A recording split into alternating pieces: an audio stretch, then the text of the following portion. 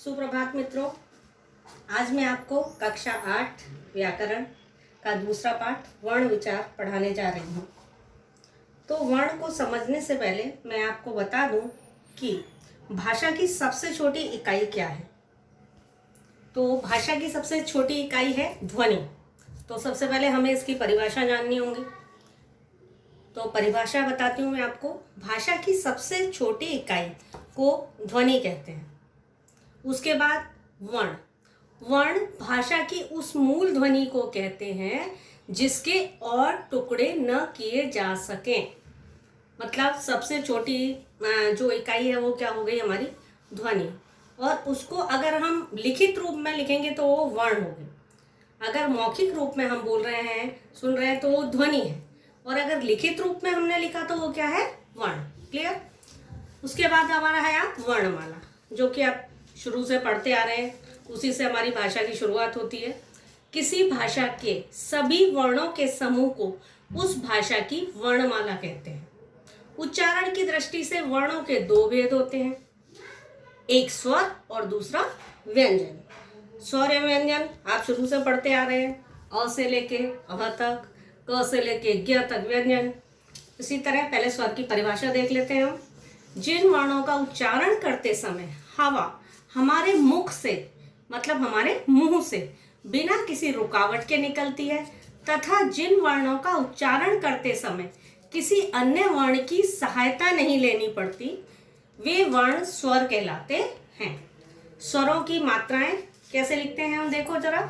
लिखते समय स्वरों का प्रयोग दो तरह से किया जाता है, एक मूल रूप में और दूसरा मात्रा के रूप में। तो पहले मूल रूप में हम देखते हैं कि जैसे हाँ आ की मात्रा भी होती है। उन शब्दों को हम कैसे लिखते हैं, आम, अनार, ईख, इनमें जो स्वर हैं वो ही आए हैं। व्यंजनों में मात्रा नहीं लगी। मात्रा के रूप में प्रत्येक स्वर की अलग मात्रा होती है। लिखते समय व्यंजन के साथ वह मात्रा जुड़ जाती है।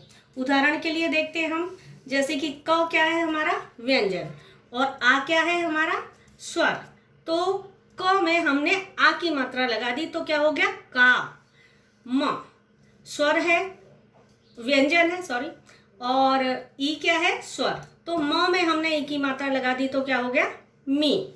अब हम व्यंजन को समझते हैं जरा। वे वर्ण जिनका उच्चारण करते समय स्वरों की सहायता लेनी पड़ती है उन्हें व्यंजन कहते हैं। हिंदी में कुल मिलाकर व्यंजन हमारे कितने हैं, 39 मीन्स 39। व्यंजन क से ज्ञ तक आप पढ़ ही चुके हो। उन्हीं से आप संयुक्त व्यंजन, द्वित्व व्यंजन, जो ये सब बनाते हो। तो उसके बाद हमारा आया हलंत चिन्ह। स्वर रहित व्यंजन को लिखते समय हलंत चिन्ह, हलंत अगर आपने छोटी कक्षाओं में वर्ण विच्छेद पढ़ा हो तो उसमें हलंत लगाते हैं ना, जिसमें स्वर रहित होता है, जो जिसमें कि स्वर नहीं होता, वो मैं अभी आपको आगे बताती हूँ, का प्रयोग भी किया जाता है। उसके बाद आया हमारा अनुस्वार। जिन वर्णों के उच्चारण से हवा केवल नाक से निकलती है उन्हें अनुस्वार द्वारा दर्शाया जाता है। एक ऊपर छोटा सा बिंदु होता है ना, उसे अनुस्वार हम कहते हैं। इन्हें वर्ण के ऊपर बिंदु के रूप में लिखा जाता है और उसका चिन्ह देखो, मैंने अनुस्वार की जहाँ परिभाषा लिखी है उसमें सबसे पहले आपको दिखाया गया है। अब उसके उदाहरण, जैसे हमने लिखा हंस, एक पक्षी का नाम होता है। और उसके बाद आया हमारा अनुनासिक। अनुनासिक में परिभाषा देखें जरा हम। जिन वर्णों के उच्चारण में हवा नाक और मुंह से निकलती है उन्हें अनुनासिक कहते हैं। अब मैंने मुंह पे जो चंद्र बिंदु लगाया हुआ है वो क्या है, अनुनासिक है।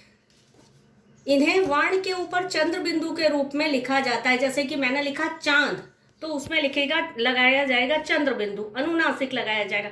अगर मैंने लिखा चंदा तो क्या लगाया जाएगा, अनुस्वार। क्लियर। उसके बाद अब हमारा आया संयुक्त व्यंजन। ये भी आप छोटी कक्षाओं में पढ़ चुके हो, लेकिन एक रिवीजन तो हमको करना ही है ना। दो व्यंजनों के मिलने से बने व्यंजन संयुक्त व्यंजन कहलाते हैं। अब देखो जरा, क क्या है, व्यंजन। षटकोण का ष क्या है, ये भी व्यंजन है। अब हमने इन दोनों को मिला दिया तो एक नया व्यंजन बन गया, क्षत्रिय का छ। उसके बाद तरबूज का त, रथ का र, इन दोनों को मिला के हमने बनाया त्रिशूल का त्र। ये अगर हमने दो व्यंजनों के मिलने से एक नया व्यंजन बन जाए वो क्या कहलाएगा? हमारा संयुक्त व्यंजन। क्लियर? उसके बाद आया हमारा द्वित व्यंजन। जब एक ही व्यंजन की ध्वनि दो बार आए तो वह द्वित व्यंजन कहलाती है। जैसे कि एक ही व्यंजन, अब यहाँ पे मैंने हलंत लगा हुआ न लिखा है, उधर मैंने बिना हलंत का न लिखा है, तो इसमें हमारी स्वर नहीं आ रहा और इसमें हमारा स्वर न के साथ अ बोला जाएगा, तो आधा न और एक पूरा न। तो उससे मैं शब्द आपको बना के बता रही हूँ। इसको हम पढ़ेंगे कैसे? अन्न। उसके बाद क हलंत वाला और क बिना हलंत वाला। तो क हलंत वाला जो होगा वो आधा क जिसमें कि स्वर नहीं है, और क जिसमें कि पूरा क जिसमें कि स्वर है। तो उससे हम शब्द कैसे बनाएंगे? चक्की, पक्की, मक्की, ऐसे शब्द हम बना सकते हैं। इस सब को, इन सब परिभाषाओं को आपको अच्छे से समझना है, पढ़ना है, अपनी नोटबुक में अच्छे से लिखना है। उसके बाद इन्हीं से संबंधित स्वर, व्यंजन, हलन से संबंधित मैं आपको अगला टॉपिक जो पढ़ाऊंगी वो पढ़ाऊंगी वर्ण विच्छेद। धन्यवाद।